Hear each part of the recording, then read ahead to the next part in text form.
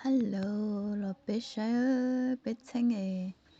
chia sẻ mày ta xin nó chê, chỉ hai tu lo tu mê, tu lo, tu xia tu yo tu cho, lo ít lên yo chú ý lúc sợ tông lên nó xin nó sắm mày ta xin nó chê, yo chỉ mua sợ tông lên nó chê, nhưng nhỏ chỉ tàu rồi đó. Ý lên yo chụp mấy ý lúa nhà sai nhà giả là do nhà sai nhà ra trong đi bán là nó sai ý là ý lúc sợ tông nhà có nhà khó nhà thì nó cứ sao mày chia nó mà chỉ nhớ thầm bát đá đi nữa rồi mà lo dễ ta nó lo dễ đóอยู่lúc phòng chỉ một lúc phòng kia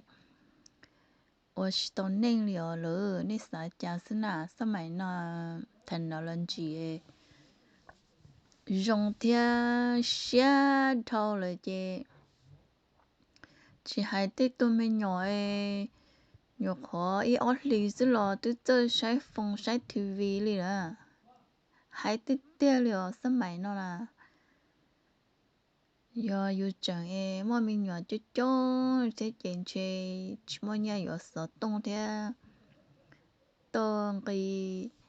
internet đó là xí lô sao mày nó mà hay tiếp theo chỉ mà phòng chơi cơ qua thế cơ nhỏ chỉ tao cơ kia khóa có tao lúc phòng xí đó sai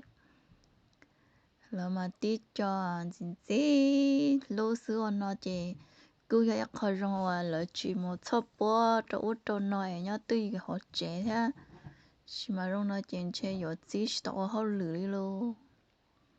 hay cơ liền